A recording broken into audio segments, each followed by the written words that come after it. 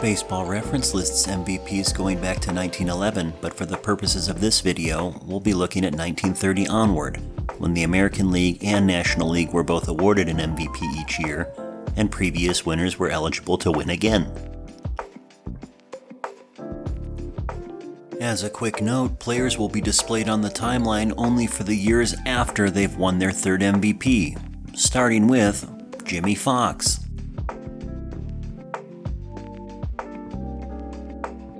Foxx debuted with the Philadelphia Athletics as an eensy-weensy 17-year-old in 1925. Here are some fun facts, with 2 X's. In 1933, he hit for the cycle, driving in 9 runs along the way. It remains the most RBIs ever registered while hitting for the cycle. That's fun. Now let's check out this list of the baseball boys who bounced around the diamond. Out of everyone who had at least one game played at catcher, shortstop, and both corners, infield and outfield, he's the only one who hit even 200 home runs, or floop zingers as they called them in the 30s. It was a different time. That's not even accounting for the fact that he made limited appearances as a spot starter and surprisingly effective relief pitcher. 1.52 ERA across 23 2/3 innings. They probably should have let him pitch 24. And yes, that is him finishing his career with the Phillies.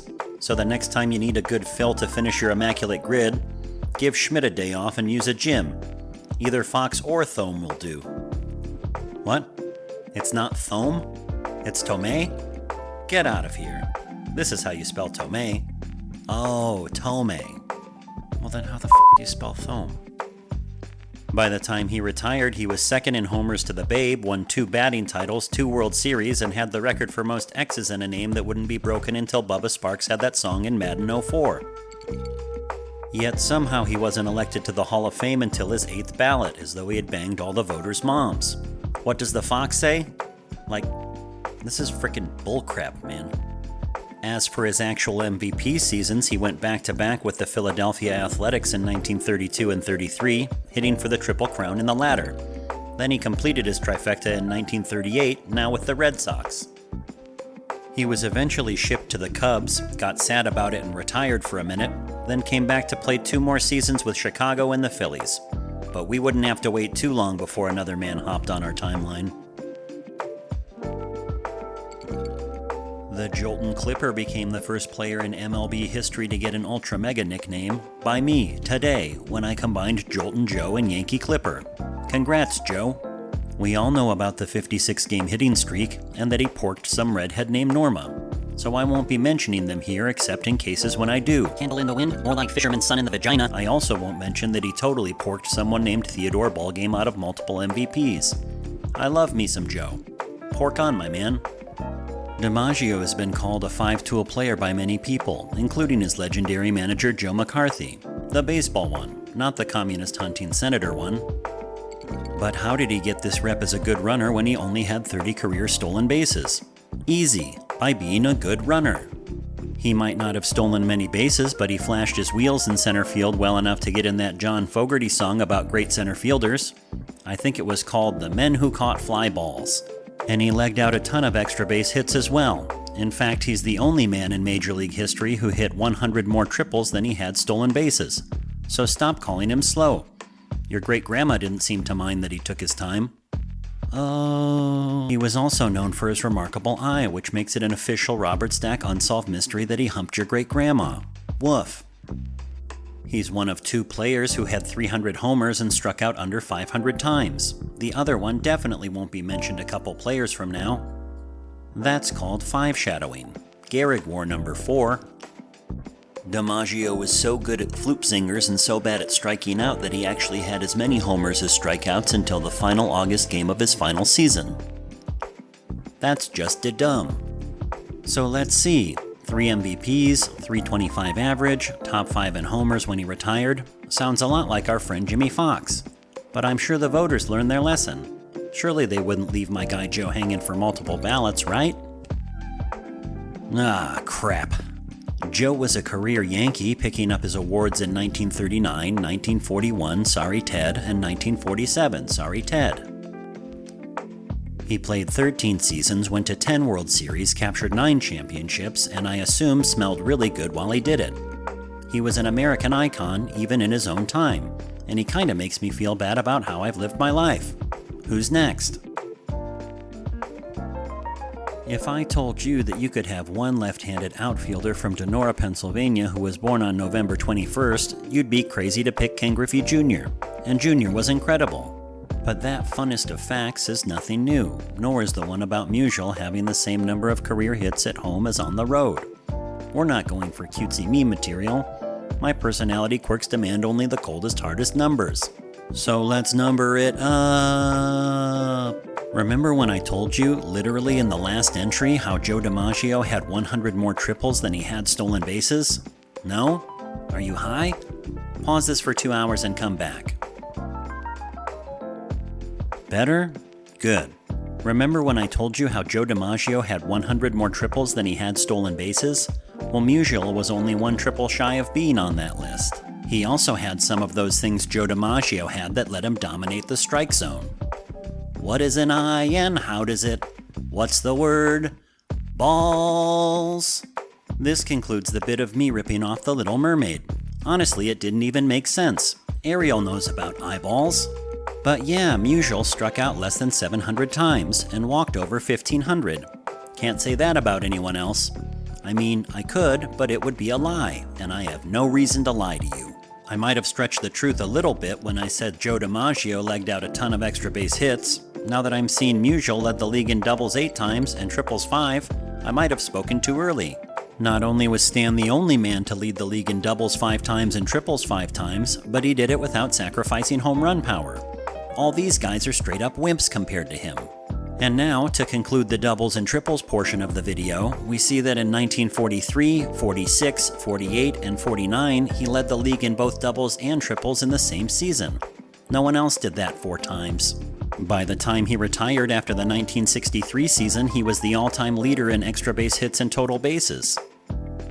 And amazingly, the Baseball Writers Association of America finally had mercy on the premise of my video and elected Musial to the Hall of Fame on his first ballot.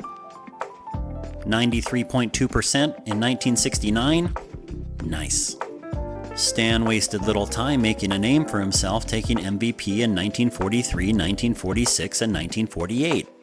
He remained a top-level player for nearly the entirety of the next decade and a half, sticking around with the Cardinals long enough to see another trio of triple winners before he hung up his spikes. Here's a couple now. We now interrupt this episode of Fun with Stathead to talk about a couple backstops. Catchers can't really be held to the same offensive standards as other position players, but Berra and Campanella were certainly 2 of the greatest on both sides of the ball. While Yogi is known as one of the most beloved characters the game has ever produced, his regular season page is shockingly devoid of any black ink. Though he never led the league in a major category, his defense was highly regarded, and his status as a leader of the dynastic Yankees made him an easy MVP choice. Yogi's record 10 World Series titles are unlikely to be surpassed anytime soon, and it would be difficult to imagine anyone else so endlessly quotable. Unlike Berra, Campanella led his league in RBIs and intentional walks in different seasons, though his legacy is much more closely tied with how his career began and tragically came to an end. Debuting with the Washington Elite Giants of the Second Negro National League at the age of 15, and having his career end from a horrific car accident at the age of just 35, Roy Campanella remains one of the greatest what-ifs in all of sports despite his 3 MVPs and standing as one of the most naturally talented catchers of all time. Furthermore, his importance as the first black player with multiple MVPs can't be overstated, as he picked up all 3 awards in the first decade of integration. So yeah, they were great, but they don't quite hit the same statistical marks as the other position players. We must regrettably compare them against other catchers. If we skip straight to the end of Berra's career, a full 8 seasons after Campanella's own retirement, we see Yogi atop the list and Roy in the top 5 for career RBIs, runs scored, and total bases among catchers. By this point, they'd already been 1-2 in home runs by catchers for nearly a decade, with Campanella on top after 1956 and Yogi overtaking him the next year, with both holding on to their spots for years to come. And just to show that they could hold their own with anybody on the diamond, here's the reveal to my earlier dabble with 5 shadowing. Berra is the only other guy in Major League history with 300 homers and under 500 whiffs. Let's find something for Roy, too. Hey, here we go. His career was sadly cut short, but while he was able to play, he was sensational. He's the only guy who hit 250 long balls and drove in 1,000 runs with so few trips to the dish. Yogi and Roy both captured their first MVPs in 1951, the first time two catchers had done that in the same season. They both got their third MVPs in 1955, just the second time two catchers had won it in the same season. To this date, those are the only two times it's happened. Alright, well let's see who's number 6 on this list. Oh, it's number 7. Well, I hate it. Mickey Mantle's another one of those, what I like to call, New York Yankees, meaning he's famouser than just about anybody you could think of. Who'd you think of, some Minecraft streamer? Mickey was way famouser. Now take a break from eating Hot Pockets, I'm allowed to say that, I'm a gamer, and let me tell you why. Mick was one of the first true 3-outcome ball players, as we see on this list of guys who walked and struck out at least 1,700 times. Shout out to Jim Thome. However, you might notice that Mantle narrowly walked more than he fanned, giving him the record for most strikeouts by someone who actually walked more. As a switch hitter, he was in a league of his own, setting marks for home runs and WAR that still haven't been matched. Hey, babe. Yes, my love. You said you didn't want to compare catchers to catchers, but now you're doing it with switch hitters. Fine, I'll compare him to all the normies. Yeah, I have a girlfriend. Sorry, ladies. Kidding. Ladies don't watch my channel. Mickey absolutely raked in 1956, setting a high in Triple Crown seasons by blasting 52 star bops, 1950s slang for round trippers. Sci-fi was really starting to take hold. Mantle also provides postseason prowess as part of his pedigree, PPPPP, remaining atop the leaderboard for an absolute gaggle of World Series records, which I'm told is a good thing. He picked up his awards in 1956, 57, and 62, the inaugural season for the Mets, and would be the last three-timer active when he retired ahead of the 1969 season, which would mark the first championship for the Mets. Hold on, I've read ahead in the script that I wrote. I know that we don't get our next three-time MVP until 1986. 1986, the second championship for the Mets. In conclusion, the gap you're about to see on the timeline can be entirely blamed on the Mets. I don't know how, but you know what they say, correlation is always causation. So, screw you, New York Mets.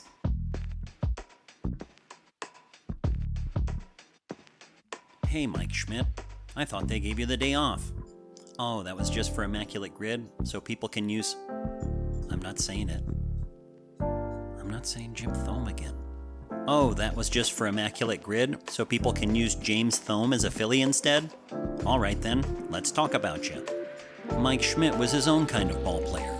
He didn't care about what those nerds said in the film Moneyball, and why would he? He had already retired 22 years before it was released. How was he supposed to know that it was good to get on base? Did they even have bases back then? Despite his relatively pedestrian on-base numbers, dude mashed as though he was revenging a potato who'd taken his daughter against her will in Europe. Who is writing this shit? Slugging like no one else in his era, he posted 10 seasons of sub-400 on base that still managed 6 WAR. How'd he do that? By going deep 35 times a year. He even squeezed 2 weeks' worth of home runs into a single game, blasting 4 in one April 1976 contest to tie the record. Remarkably, he hit 4 dingers despite going into the 5th inning with 0. It remains the latest into a 4-homer game that a player launched as first. He led the league in homers 8 times, suck it Ralph Kiner, a senior circuit record that trails only Ruth and Gibson for their respective American and Negro League marks.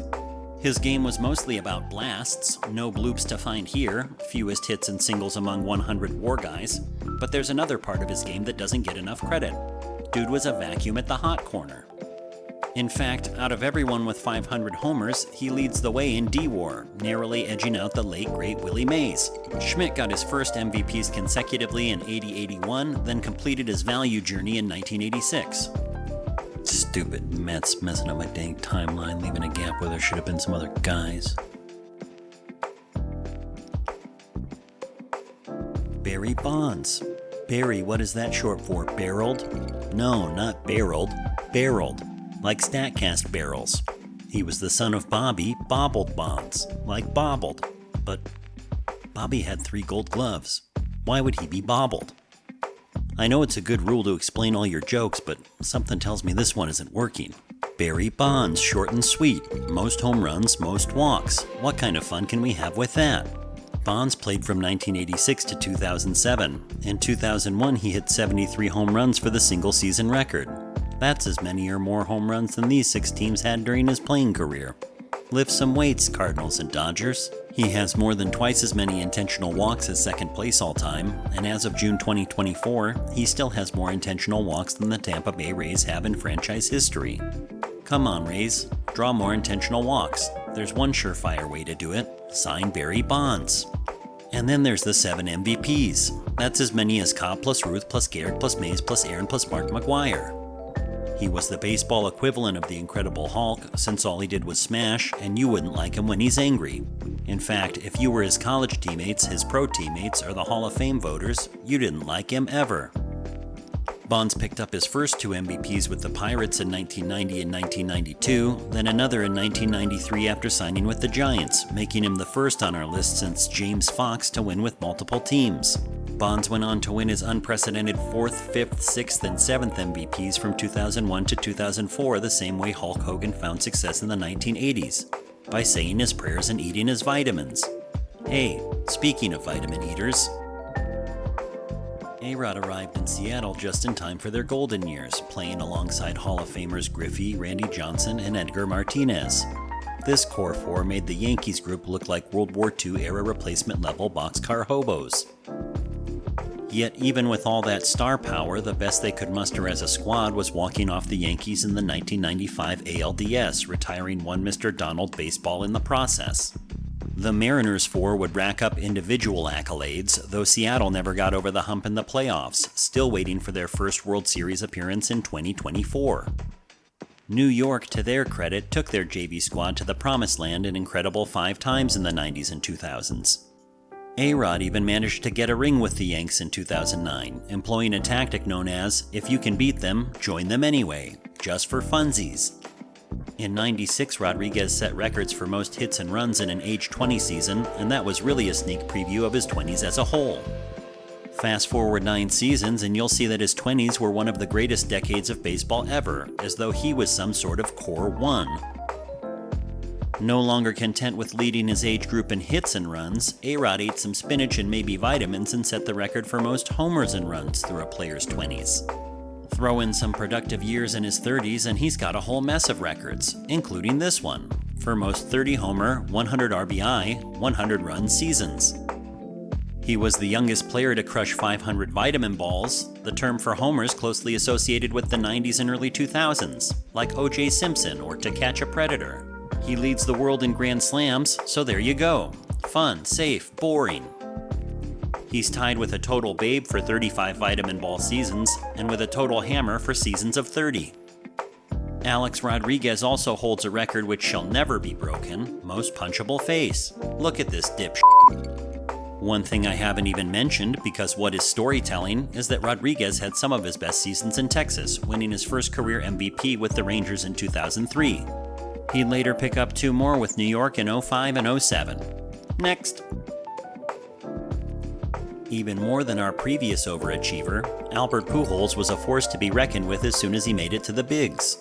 Whereas A-Rod huffed and puffed for 65 games in 94 and 95 before blowing the doors down in 96, Pujols was a big bad wolf from day one. His 2001 rookie season, as well as the rest of his first decade, remain historic for a number of reasons. I vote that we talk about them. He set a new bar in his maiden voyage, becoming the first rookie to clear 325 with 35 homers and 125 driven in. Smash cut to 2010 and he's the only guy to hit 400 homers in his first 10 seasons. Can't stop, won't stop. Looking at that same first decade of 2001 to 2010, he established a new high score with over 3,500 total bases, and sits a tick below Ted Will.i.am's as the only 2 men to top 80 WAR. In another club of 2, Pujols and Rodriguez, or Al and Al as no one calls them, are the only guys who ever knocked in 100 runs on 14 separate occasions. Way to go, Poo-Rod. And yeah, not too much else to say. Of all the men profiled here, Pujols retired most recently, giving everyone a thrill with a Fountain of Youth final season in 2022. His MVPs in 05, 08, and 09, all for the Redbirds, are a testament to his rep as the most feared hitter in the game since Barreled, son of Bobbled. Last and not beast, because that was Jimmie Foxx's nickname, the only active player on this list as of 2024. Alright, speed round. I'm f***ing bored. Most WAR, under 2,000 games. Most WAR, under 7,000 plate appearances. Most WAR, under 2,000 hits. Mike Trout, Mike Trout, Mike Trout. Here's a whole mess of crap to wrap your head around. Of the more than 23,000 men who have played Major League Baseball, all of whom are my close personal friends, only one man has entered his age 30 season with all of the following boxes checked. 300 homers, 200 steals, and OPS plus above 150 and 50 R-WAR. And I'm not even going to tell you who he is. If you can't figure it out, how did you even live long enough to learn about baseball? That leaves us with one sad fact to address, and you can't really hold it against Trout himself. Despite being the best player in baseball for nearly all the 2010s, Trout is the only man on this list who's never played in a World Series. In fact, Bonds is the only other guy who's never won a World Series, despite his best efforts in 2002. Only time will tell if Trout can make it back to the postseason, but in the meantime, there are two other active players that might join this list sooner rather than later. And as of June 2024, they just so happen to be the frontrunners for NL MVP. Two-time MVP Bryce Harper got his with the Nationals in 2015 and the Phillies in 2021. And the great two-way star Shohei Ohtani picked up both of his awards with the Angels in 21 and 23. Now with the Dodgers, Ohtani competes head-to-head with Harper for that hallowed hardware. HHHHH. In other words, it might be neither joining this group, but it won't be both, at least not in 2024. So will it be thrice Harper? Shohei Ohtani? Trois. That's three in French. Well, one thing's for sure. It won't be Tucupita Marcano. Thanks for watching.